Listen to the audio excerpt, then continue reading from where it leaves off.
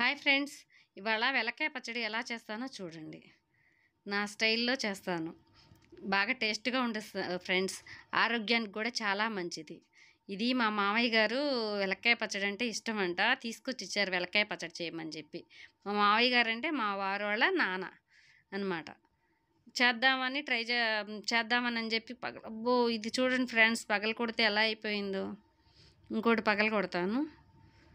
మా అమ్మాయి చూడండి ఎలా తీసి చూపిస్తుందో. ఇదైతే ఇంకా బూజు పట్టింది ఫ్రెండ్స్. ఎలా చేయాలో అర్థం కావట్లేదు. ఇంకొకటి పగల కొడతాను చూడండి. అయ్య బాబోయ్, ఇది కూడా పాడైపోయింది ఫ్రెండ్స్.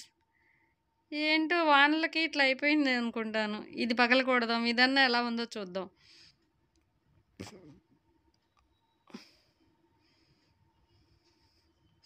ఎంత కొట్టినా కూడా గట్టిగా ఉంది ఫ్రెండ్స్. చూడండి, గట్టిగా కొడుతున్నాను, కొట్టినా కూడా గట్టిగా ఉంది. వెలక్కాయ మన ఆరోగ్యానికి ఎంతో మంచిది. మన ఒంట్లో ఉన్న ఉడుకుని బయట వేస్తుంది అంటారు. వెలక్కాయ పచ్చడి అప్పుడప్పుడు చేసుకుని తినాలి. కానీ చూడండి ఫ్రెండ్స్, 3 కాయలు పాడైపోయినాయి. ఈ ఒక్క కాయతో ఏం చేయాలి? చూడండి ఎలా అయిపోయినాయి.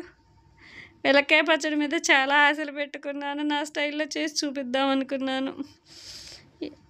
అన్నీ ఇలా అయిపోయినాయి చూడండి. ఇక ఈ రెండింటిని పప్పులో వేసి చూపిస్తాను ఫ్రెండ్స్. లైక్ చేయండి, సబ్స్క్రైబ్ చేయండి ఫ్రెండ్స్. బాయ్.